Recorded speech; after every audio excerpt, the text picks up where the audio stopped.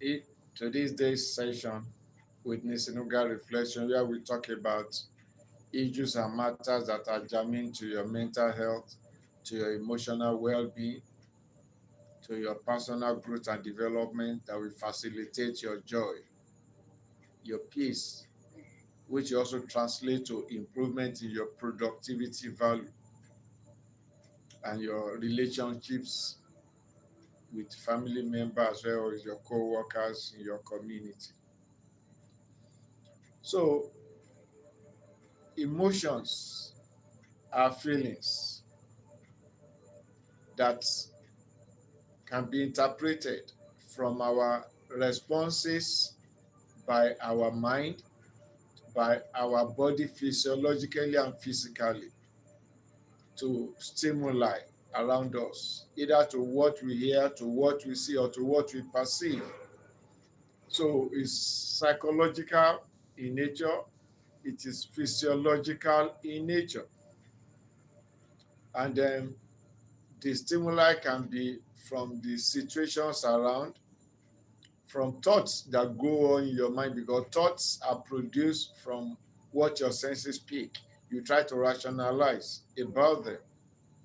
Then for memories, sometimes you may be feeling cool with yourself. You just remember something and your mood changes. You see, that is from your thought. The thing is either make you happy or make you sad or make you to come next. You just remember something. What? So, or it may be events that happen around you. So these emotions influence the way we think, the way we talk, the way we make decisions, the way we relate with things and people around us, which is why we're talking about emotions today. So they are generally internal signals that make us to know that what is happening around us require our attention.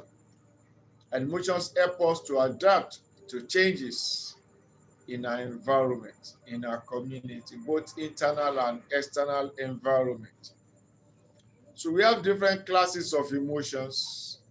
We have primarily some basic emotions, which are joy, sadness, fear, anger, even surprise and disgust. What is this? What is that? That's disgust. It's an emotion because it's a form of response. Then we have secondary emotions, which develop from these primary emotions. You know, one feeling can develop to another if it's not well managed. That's why this session is very important, because it's important for you. You might have been hearing about principle of emotional intelligence. You have to understand your emotions, how you relate and respond to situations and circumstances around you. And you have to be able to understand when things like this happen, when you say something like this, when somebody like this hears something like this is how he or she responds to it. So understanding your own emotions of others around you, then it will facilitate how you relate with them. So secondary emotions include shame, guilt, jealousy, pride, embarrassment, gratitude, hope, compassion, and love. So we have positive and negative emotions. Positive emotions make you to be happier, make you to be more productive, make you to be more friendly with things and situations around you. That's why you do what positive. Negative emotions pull down. So let's have some examples of some positive emotions. Now we have joy, peace, love, gratitude, hope, contentment, compassion, enthusiasm, and confidence. And what are the benefits of these positive emotions? These positive emotions help to improve your mental health, your emotional wellness, help to strengthen your immunity because you are less stressed. the hormones in your body, in your system are operating at a reasonable level. Then they enhance your relationship with others, because when you are positive, you're enjoying gratitude, and you show gratitude to others. That means it makes the environment friend, people you are relating with. You're happy with yourself, people around you are happy with you. You share love, you enjoy love in return. So that enhances your relation. It improves your productivity, because when your mental health is cool, you're operating with positive mindset in a positive environment. Yeah, your productivity in whatever field of your profession, of your career, will improve. Either in your business level, if the environment, the emotions that reign there is cool, your productivity will improve. Then it promotes resilience in difficult situations, because with positive emotions, you have positive mental health, you have wellness, your nerves are not on edge, then you can reason and rationalize effectively. Then you are cool, you are good to go. So, but the negative emotions, let's look at them. Then you'll be able to understand their effects on the body. These emotions may not necessarily be bad, but the responses and the hormonal effect on the body, if not well managed, can be damaging. One is anger. Anger is good. Anger tells you that something, you are dealing with danger, or something that is hazardous to your health, to your mental well-being, to your peace, to your joy. Then that kind of thing makes you angry. Okay, think, what are the things that that made you angry in the last couple of days?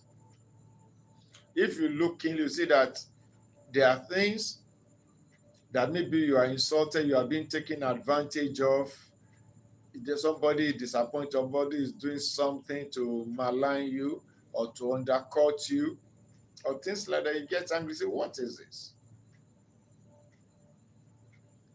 So anger is a negative emotion which people that want to get at you may try to explore. That's why the book of wisdom advises, don't give place to anger. Anger is good. Sometimes because sometimes somebody is trying to do or say, please, you have been smiling, but you just change your countenance. Please, can you stop that? Never say anything like that to me again. For what reason? For what reason? Can you give me just one reason why you have to do what you did? Why you have to say what you just said? And you don't let the anger go deep. But that's to let that person know, don't repeat that kind of thing again. Because we have been on good terms, don't take on the don't run roughshod on me.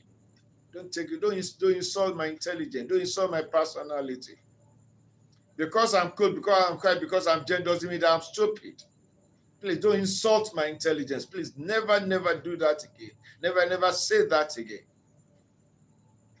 You know the place, you know the guidelines. Don't cross this borderline again. This is a boundary. I've told you, you know that, you understand that. Once you just show that. So anger sometimes can be good, but if it's not well controlled, it can get you into big trouble, because you may say what you don't have to, what you can regret later, or you do what you regret later. And somebody that knows that you get angry, they can easily set you up. And you don't know they just play. See the person you want to put in charge. Somebody with that cannot contract is so easily temperamental.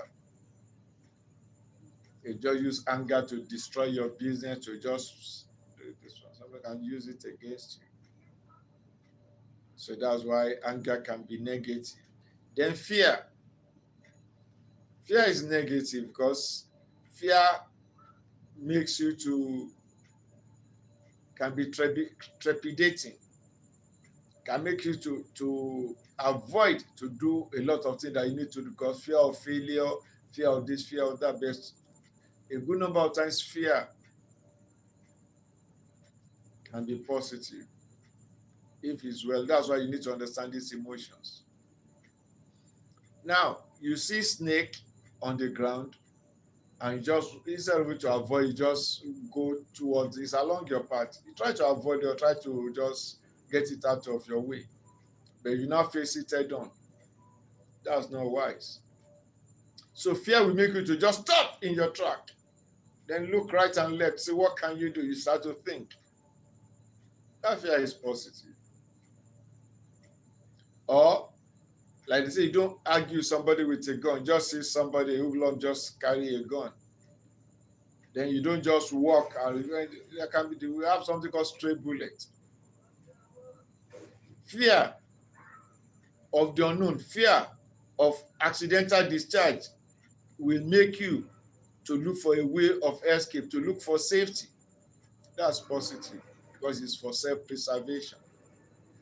So anxiety is negative, and it can lead to depression, to a lot of other things. If you give into anxiety, it can lead to physiological problems.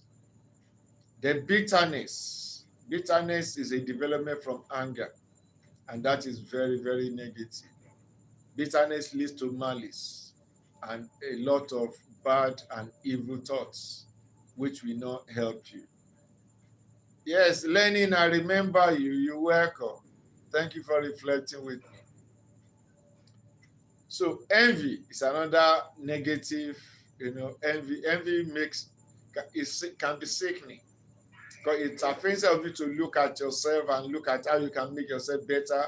Envy can be sickening, can make you to be looking, that can lead to either what is called complex, inferiority complex, or it can lead to bitterness, can lead to malice and a lot of other things, and a lot of negative thoughts can come from envy. That's why envy can be negative. Then guilt.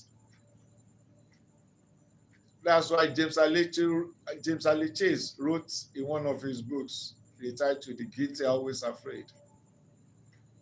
And that's why another statement goes like this: say the innocent mind fears new accusation. Guilt have a lot of negative other emotions that go with it. That's why it's always good to walk with a pure conscience, with integrity. Then guilt will not have a way of coming in. But once you are feeling guilty, it reduces you. It affects some other emotional conflict will come inside. Guilt brings nervousness, a lot of other things. Then sadness and frustration. So problems arise when we become excessive and uncontrolled, or these negative emotions persist in our body. So how do these emotions affect our system? Number one, these emotions influence our decision making. Strong emotions can affect judgment, either positively or negatively. Fear may prevent you from taking risks, from growing in your business. Anger may lead to impulsive decisions wey can have negative effects tomorrow. And joy encourages creativity and confidence. So these emotions also affect our relationships with ourselves and with other people around us. So because if you have love, you have peace, you have joy, you have happiness, you can easily relate with people. But if it's sadness, malice, bitterness, you try to move away, you try to push people away from you. So it affects relationship. So under this, we have trust, we have respect, we have good communication, we have good understanding. It also impacts on our performances because, like I said earlier, if you operate with positive emotions, it will affect your productivity positively. It will enhance your performance at whatever task or schedule you assign to yourself or is assigned to you. So it helps you also to be able to learn, because you make yourself teachable, because it makes you to be humble. Then be able to concentrate at whatever task you have, because you have peace of mind, you have joy. You know the environment you are working in is favoring you and you are enjoying it. So it also shapes our character and behavior, which affects also relationship, because if you have positive emotions, it will show in you, because the way you relate with others. And if you have negative emotions, you'll be very touchy. Even your countenance, you'll be scowling most of the time. But if you have positive emotion, you'll be smiling, or you just expressionless face, but you cool. The aura about you will be cool, will be friendly, will be attractive. But if it's negative emotions, the aura around you will be pushing people away from you. Even your statements, the way the words come out of your mouth, the inflection in your voice, the pitch of your voice, it's either is icy cold or high pitched or croaky.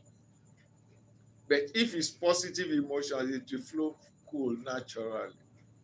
So you can see why you need to understand the emotions and your emotions and how to operate with them. So how do these emotions affect our health?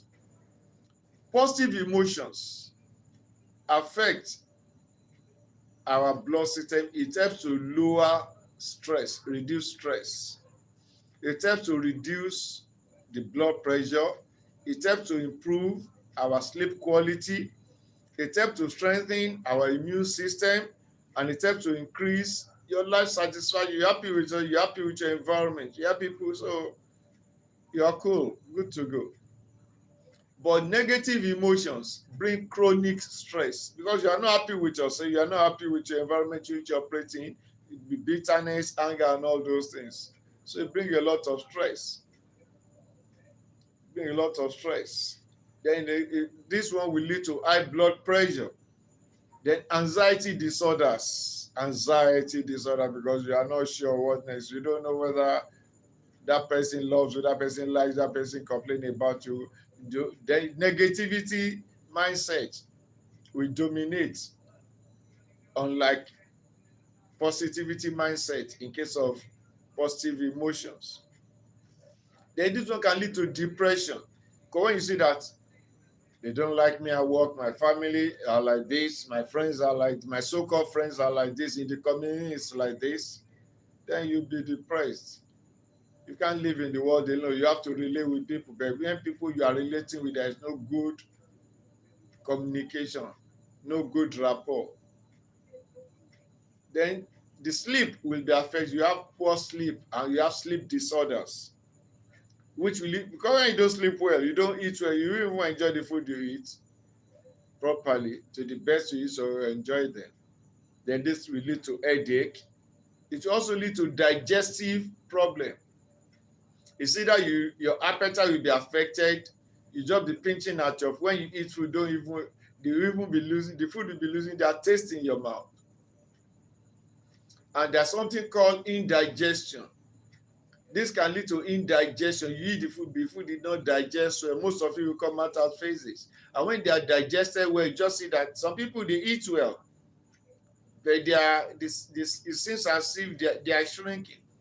That is called malabsorption. The food digested, but because of the disturbance in their internal physiological processes, because of the negative effect of the negative emotions on their hormonal balance, it brings what is called malabsorption of the food, which now results in reduced immunity, we can predispose one to other forms of infections. So the mind, which is the operating room for our emotions, and the physical body are deeply connected. So emotional health, if not well taken care of, can affect the physical health. So you can see why your emotions are important. So you learn to handle them very well, please. So finally, we close with this. How do you now effectively manage your emotions? Please, if you have not subscribed to my channel, Sinuga Reflect, please subscribe so that we can continue to share this information, this idea, these principles, these philosophies of life that are very important for your joy, for your peace, for you to be able, challenges are part of life. There's another one I will do maybe tomorrow or day after. Pain. Pain is part of life. It's inevitable. So, but how do you manage it? Disappointment is a part of life. So somebody likes to disappoint you one way or the other sometimes. Backstabbing is part of life. We don't pray for it, but human beings are what we are. Like the good book, the Bible says, the heart is deceitful above all things and desperately wicked. And these things are portrayed in many of the things we watch. You just see that the person that has most trust, that's why it said in company there are moles. That is, there are traitors in company that take the secrets of the company that they are working, it is paying them well, to another company for whatever reasons. The same thing happens in families. That's why they call about the black sheep of the family, the black legs, and so on like that. So they're part of life. But your own point is that you owe it to yourself to be able to understand these things and be able to manage them effectively so that you can keep your head above the waters of life. Just take it along with you in your walk of life. Like Jesus told his disciples, he said, these things are bound to happen. I'm telling you before they happen to let you know they will happen. But by the time they happen, because you have foreknowledge of them, you'll be able to handle them and just take them along with you in your walk of life. That's the story of life. So how to effectively manage our emotion? Number one, develop self-awareness. You must know yourself. Do SWOT analysis for yourself. What are your strengths? What are your weaknesses? What are the opportunities available to you within your family, within your community, and so on? What are the things that may be threatening to you? Once you understand these things, you'll be able to manage them effectively. Yeah, at least you understand the threats. So by the time the threats now present themselves, you already know. I know you do that. I know you say that, but you don't need to tell him that or tell her that. I just say, I was just waiting for it to happen. I know one day. I know you've been pretending. Well, you just show yourself, just show your. You don't need to tell him that. Just say, it's okay. If you tell this one, say, you don't show surprise, you say, it's okay, all right, then, thank you. Expecting to flare up, no, you can't get me with that. That's just the story. So, develop self-awareness. Ask yourself, what am I feeling now?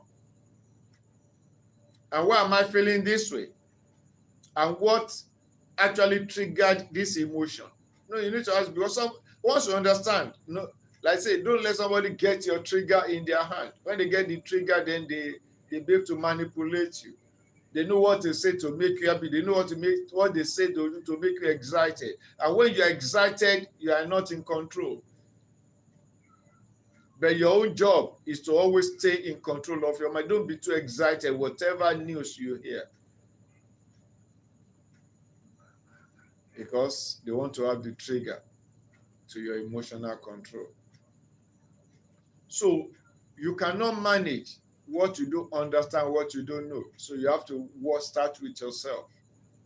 Number two, you have to learn emotional regulation. I repeat, learn emotional regulation. Yes, you are happy. Yeah, you have to control the happiness. You're excited, control that. Don't be overexcited that you lose control. No. You overexcited, you forget about yourself. That would be a mistake. Like they used to teach when I was still in this, I used to tell this, when you know, okay, they say, to be ladylike. Okay, that's because there was time I taught in a purely girls' school. And we have to them with the ethics. As a lady, when you hear something very nice, very funny, instead of to laugh, you don't laugh like that with all your mouth as a lady. You just laugh small. Then go placid again. So you have to learn emotional regulation. The same thing, not only for everybody.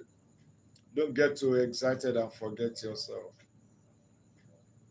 That's what happened to that king in the Bible, King Herod. When do I call her stepdaughter now? Herodias' daughter. When she danced so beautifully. The king got so excited, overexcited above himself. Then he said, "Oh, so beautiful, well danced. Now ask me anything, anything at all to the half of my kingdom." Can you imagine? It was so excited just because the girl danced. Then the girl asked something because he was the king, and the word of king then happens to be the law. The girl said, "I want the head of John the Baptist." John the Baptist was put in prison because he was telling Herod that it is wrong for you to take your brother's wife as your own wife. So that was she went to the mother. Mother said, "Go and ask for the head of John," and she asked for. And the king looked up and down. There's nothing he could do. He has made the promise, so he had to tell the security man to go to the prison and bring the head of John the Baptist in a platter. So you could see how excitement can cause someone to throw the same thing. Or similarly, you may be so excited in the place of work or wherever, and you just say something, and they'll tell you, "Oh, you're a man of your word. You can't go back. You promised. You said it. You said it. You said it. You promised it." Then, as a person of your word, you can't take it back. Say, "You can't take it back. Sorry, you can't take it back." So you have to learn emotional regulation. So pause before responding to any situation. Pause and think critically, no matter what the situation, either positive or negative. Very important. And think through the consequences of what you will do or say next. I repeat, think critically about the consequences. See, like that of Herod, he did not think before he opened his mouth. Then choose a very constructive response that you not regret later. Number 3, practice healthy communication. Like the Bible advises, said, be quick to hear and slow to speak. They now continue saying, the anger of man does not work the righteousness of God, because when you talk anyhow, you may get to see that you have misspoken, if I can use that language. So practice healthy communication. Don't just say anything anyhow. That's why I say, let your words be seasoned with some ministering grace to your hearers. Don't get fond of using curse words and things like that. Try to let your words have class, and let your words be few. Because it's when you talk so much that you get into error. But when you choose your words carefully, know the importance and the meaning of every word that you speak. So that when somebody asks tomorrow, "Yeah, I know what I said, I know what it means, and I stand by my word." And I used to use that, and it works well with me. I say, "Well, before God and man, take this to anywhere. I stand by what I've said because I've thought it through. Consider it anywhere. I'm not going to change. I can only change it if I want to give concession, but not because I was wrong." So it's good to always do that. So then, as I said, use statements like, "I feel hurt about what you said or what you did. However, I'm concerned about what you said or what you did. However." Then choose to manage stress situations very effectively, because stress can easily bring you towards negative emotions, because when you are stressed, your nerve are stretched. Your mental ability is put under heavy load. Then you are likely to shoot out in anger or to just want to break free from that stress. That's why you have to learn to manage your stress more effectively. So learn to deal with your stressors. We talked about that the other time, stress management. So know things that stress you. Try to reduce the impact of stressors around you. So exercise reasonably to relax your nerves and to nurture the blood flow in your system. Practice prayer and meditation. It helps to relax your spirit, man. Practice deep breathing, especially in circumstances. Before you respond, just say, if you know how to hold your breath, hold your breath. They don't let you make it sound like, see, it's only somebody watching you that will see that your lungs fill up, your body swell up. They don't need to let it make sound, just do it slowly. Hold it. Then inside you count maybe 1 to 5 or 1 to 10, depending which one works better for you. And while you are doing that, you are multitasking, your brain is doing critical things to know how do I respond to this person or to this situation. So have adequate rest, because if you don't rest well, your nerves will be on edge and that can affect your thinking. And practice proper time management. Very, very important. It's also important, number 5, to build healthy relationships around you. Healthy relationships. If your relationships are good, it will enhance your positive emotions. If the relationships are negative, it will be the otherwise. Then develop attitude of gratitude. I repeat, number 6, develop attitude of gratitude. An ungrateful mind or grateful spirit. Is it pride or is it ego that makes not to be appreciated whatever is done for you? Is that what you do? Is that what you give me? Is that your achievement? Do you know what I've achieved? How many medals have you? Do you know how many medals I've got? Do you know how many awards I've got? Somebody has come to show you something. Appreciate the grace of God in that person's hand. Be grateful. The person is grateful to God. Say, thank God. I say, see what I want. They'll say, what did you do? No. And when somebody does something for you, learn to be, whether it's your spouse or your children or your brother, whatever, be appreciative. It's not too much to say thank you. It doesn't take anything away from you, apart from if you constrain your ego or your complex. So that's very important. So then guard what enters your mind. I said that before, I will repeat. We have a proverb in Yoruba land, southwest Nigeria. That is, if your ear did not pick up bad news, bad information, you cannot be sad or disheartened, or you cannot be bitter or hungry. When somebody come and give you some bad gossip or some negative information, or come and malign somebody to you, or come and say something about somebody to you, then you will not be feeling disgust toward the person. So be careful what you lead, the kind of news you listen to. Like that time I suggest, I counsel that it's better when you wake up in the morning, you don't just go to the news media, because all you hear is a barrage of bad news, especially things in this part of the world. So try to tell us with good news. Good news genders positive emotions. And finally, number 8, seek help when needed. It's not weakness, it's just wisdom. Counselor, gather counseling, psychotherapy. I'm a gather counselor by training by God's grace. And that's why I'm interested in this issue that touches the mind and lifestyle, and to avoid stories that touch the heart. Thank you once again. But before then, let me just close with this. Things to avoid for your emotional well-being. I will just run through them. Constant negative thinking. Constant negative thinking will pollute your mind.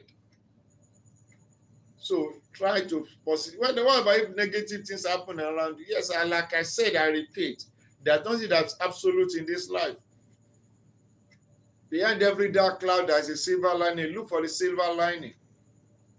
After the storm comes the calmness. Wait for the calmness. Just know that calmness is coming. Unless it's so, like we have another proverb in Yoruba land. Say, Omo buruku lọ́jọ́ tiẹ̀. That is even the wayward child one day will have his or her own usefulness to the family. So nobody is absolutely 100% useless in this world. So avoid negative thinking. Don't say that child is useless. That child can. There is nobody that cannot change. You only just need proper understanding, proper management. That's why people are sent for counseling, for psychotherapy, and a lot of other treatments to reassign them, because habits are learned and you can unlearn them. That is the principle, one of the principles, major principle of counseling. So we call it maladaptive behavior. They come through learning. A child was not born like that. Children are born with clean slate, but they pick these things from the environment, maybe from what they see in their home or in their school. When the child was always being bullied, and at home no respite, the parents are always fighting, that child now has violence in the brain. And that child grows up to be able to defend himself and stay fine. I had that experience when I was growing up. Because our parents told us, we cool at home. Don't fight anywhere. Don't fight in school. Whether you win or lose, our dad will be cross with you. So because of that, some of my clients used to take advantage of me. But one day I just said, what is this? I just kicked back. Then I saw the boy shaking. I said, so me too, I could fight. And he got to secondary school that time when another one was trying to take advantage of me, and I just punched him. So I know fighting is not good. So holding grudges and bitterness, you have to avoid it. It brings a lot of negative things in your body. It affects you. It affects your mental health badly. Unhealthy comparison with others. If you have to compete with anybody, compete with yourself. How to become a better version of yourself day by day. Don't compete with your brother, don't compete with your neighbor, don't compete with your classmate, don't compete with anybody. If you want to have any competition, just look for things that can challenge. Don't look at those as challenges, to challenge you to become a better version of yourself. We started the race together. Why am I still at this level? What is he doing? What is she doing? What are they doing that I too can try to pick up and do? What am I doing that is slowing me down? You use that one as assessment for yourself, but not by doing unhealthy comparison. It can make you to get into trouble with yourself. Excessive social media exposure. Social media is full of unreal stories in many instances. Then we have toxic relationships. You have to avoid them as much as possible. Then suppressing your emotions indefinitely. When you feel your emotions, sometimes you need to express some of them. Like I said earlier, when somebody does something, I don't like what you're doing, you don't keep keeping it. If you keep absorbing it, it will explode one day. And by the time it explode, it may be drastic. So it's better you don't keep it. Try to find a point to be able to express your feelings. Very, very important. Poor sleep habits can be dangerous, like I said. Then one of the worst is substance use, what you call drug abuse. Or use substance now, because apart from the pharmaceutical drugs or manufactured drugs, some people are now using some other materials that have been found to produce some psychotropic and results to their nervous system. So living in chronic condition of stress can be very dangerous. An impulsive reaction during anger. I've said that you have to learn to control your anger. So please take note of all these things. And God bless you as you continue to flow with me on the Synagogue Reflections. Take care of your mental health and your emotions. God bless you.